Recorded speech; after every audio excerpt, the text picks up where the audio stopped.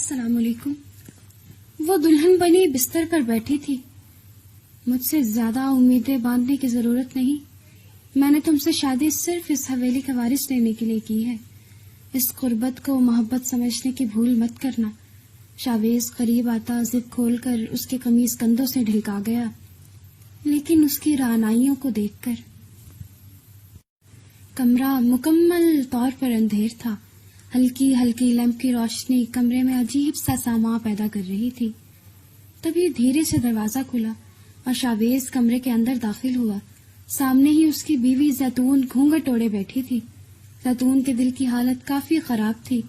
پتہ نہیں آنے والا شخص کیسا تھا۔ وہ تو ان لوگوں کے معیار اور برابری کی بھی نہیں تھی۔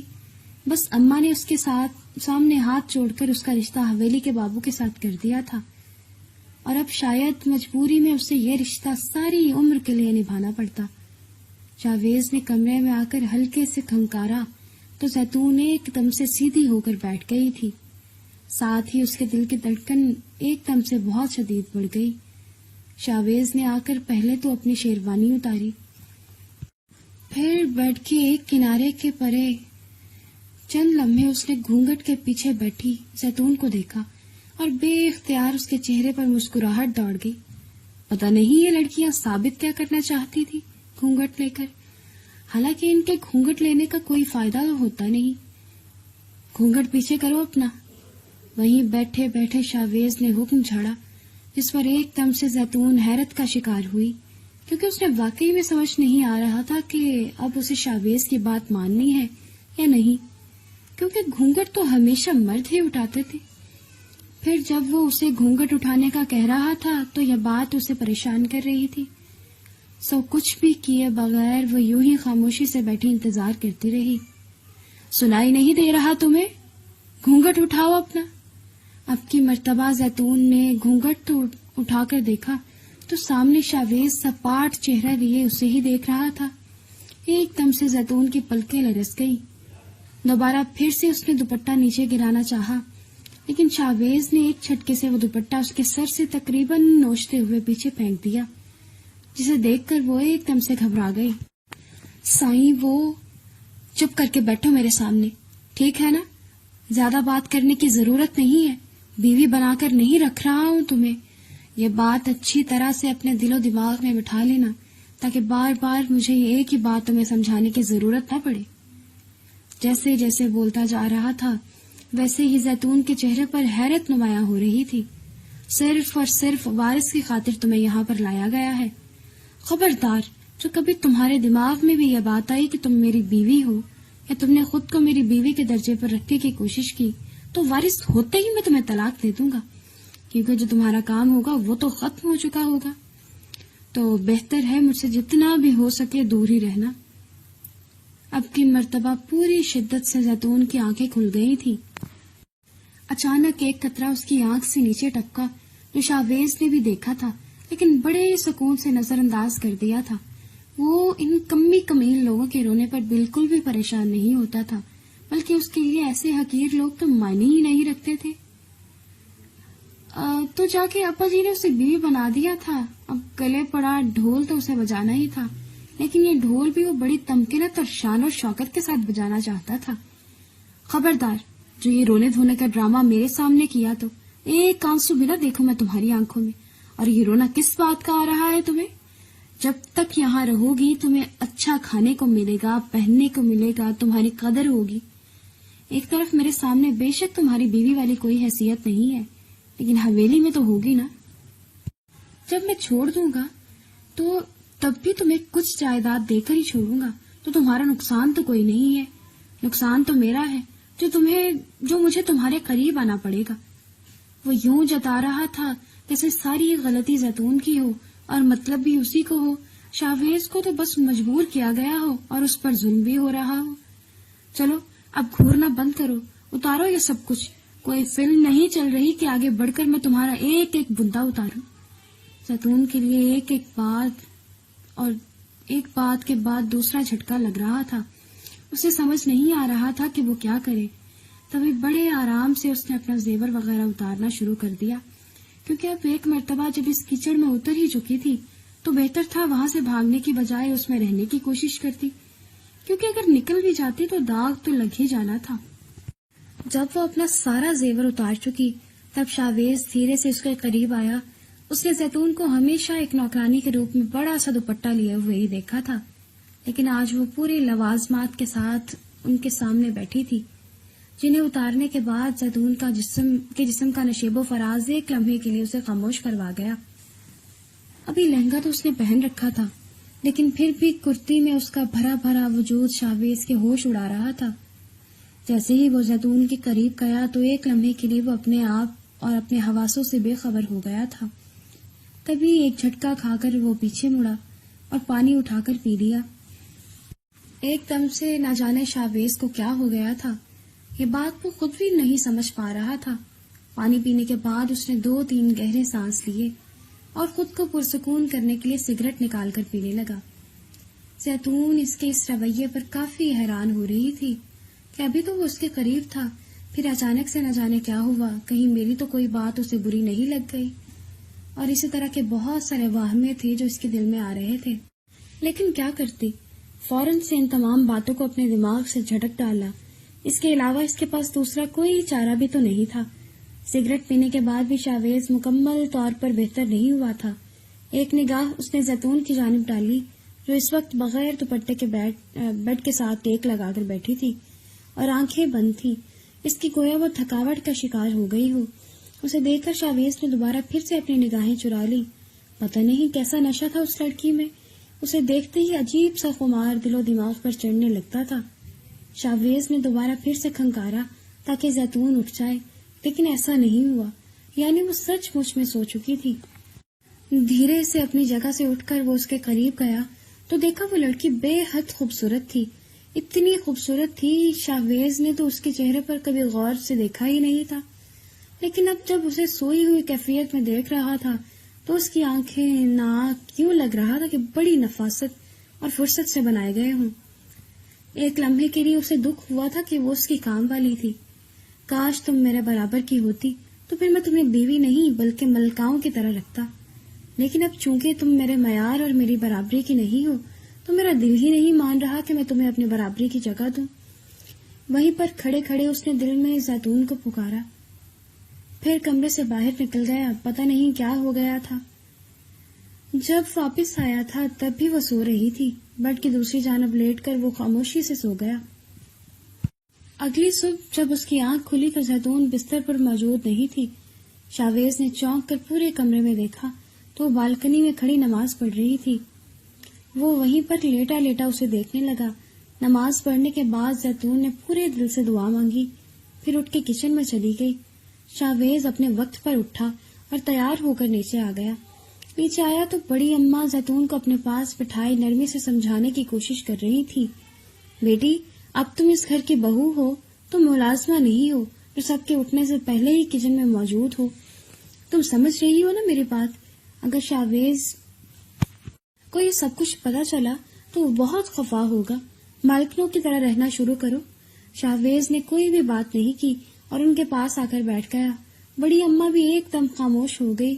گھر کے کسی فرد نے ایک مرتبہ بھی یہ نہیں کہا تھا کہ وہ زیتون کو پہلے بحیثیت ملازمہ کے طور پر رکھتے آئے ہیں تو اب اس گھر کی بہو تسلیم نہیں کریں گے، بلکہ سب نے بڑے ہی کھلے دل کے ساتھ اسے قبول کیا۔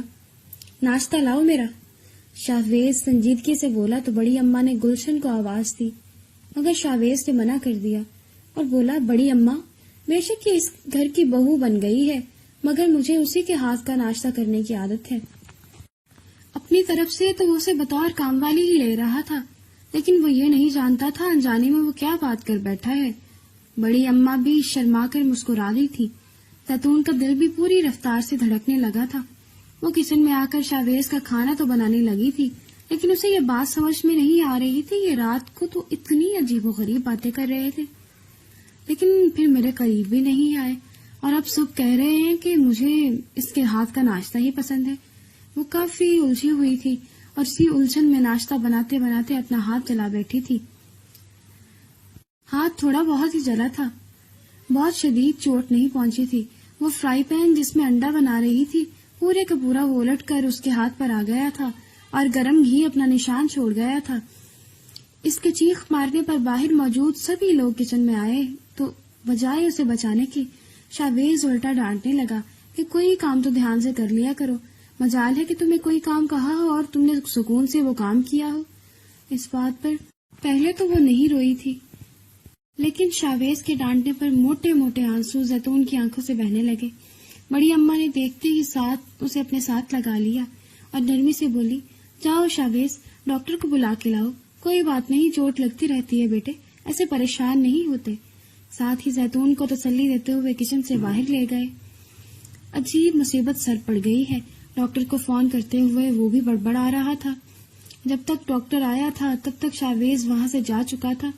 پتہ نہیں جب بھی زیتون اس کے ارد گرد ہوتی تھی وہ عجیب پاگل ہونے لگتا تھا، یا اس کا نشہ تھا یا اس کے دماغ کی خرافات، یہی بات شاویز سمجھ نہیں پا رہا تھا۔ پورا دن زیتون اس کی واپسی کا انتظار کرتی رہی، لیکن شاویز واپس نہیں آیا۔ بعد میں اسے پتہ چلا کہ کام کے سلسلے میں وہ شہر گیا ہوا ہے۔ اس بات پر وہ ایک دم سے چپ ہی ہو گئی۔ یوں لگ رہا تھا شاویز کے ساتھ شادی کر کے اس نے بہت بڑی غلطی کر دی ہے۔ وہ اپنے کمرے میں رات کو جا رہی تھی، تبھی اچانک سے کسی نے اس کی کلائی تھام کر اسٹور کے اندر کھینچا۔ ایک دم سے وہ ڈر گئی تھی تو کھینچنے والے وجود نے ہاتھ اس کے منہ پر رکھ کے اسے خاموش کروانے کی کوشش کی۔ اسٹور روم کی لائٹ بھی بند تھی، جبکہ زیتون بھی کافی ڈر چکی تھی۔ تبھی اچانک سے لائٹر جلنے کی آواز آئی۔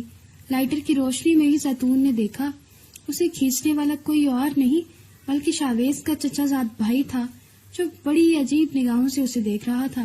اسے سامنے دیکھ کر ایک دم سے وہ پرویز کی گرفت میں پھڑپھڑا کر رہ گئی، جبکہ ہر گزرتے لمحے کے ساتھ پرویز کی گرفت زیتون کے ارد گرد شدید ہوتی جا رہی تھی۔ ساتھ ہی زیتون کو اس کے ہاتھ کی انگلیاں اپنی کمر پر رینگتی ہوئی محسوس ہوئی۔ وہ جتنا چیخنے کی کوشش کرتی وہ شخص اتنا ہی اس کے منہ پر ہاتھ رکھ کے اسے خاموش کروا دیتا۔ چپ کر جاؤ، ایک لمحے کے لیے میری بات دھیان سے سنو۔ پرویز کے بولنے پر زیتون کو خاموش ہونا پڑا۔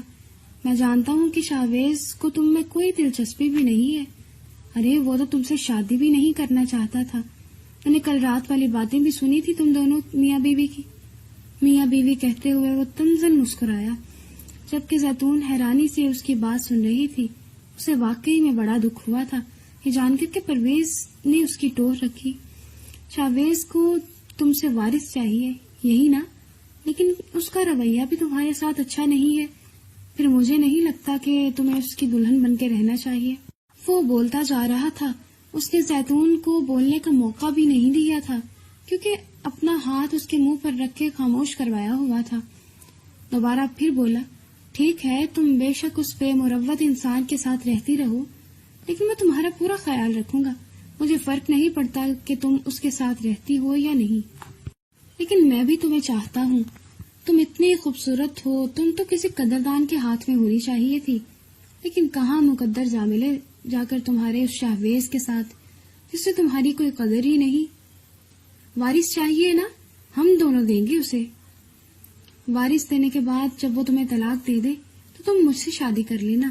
میں وعدہ کرتا ہوں کبھی بھی تمہیں کوئی بات نہیں کروں گا، نہ ہی کبھی شاویز کا تانا دوں گا۔ اسے پہلے وارث کے لیے وہ کوشش کرے۔ آؤ ہم دونوں مل کر اسے منہ پر مار دیتے ہیں۔ اب کی بار زیتون کی آنکھیں پوری کی پوری کھل گئی تھی۔ اسے یقین نہیں آ رہا تھا کہ پرویز یہ سب کچھ کہہ رہا ہے، حالانکہ دیکھنے میں وہ کتنا شریف لگتا تھا۔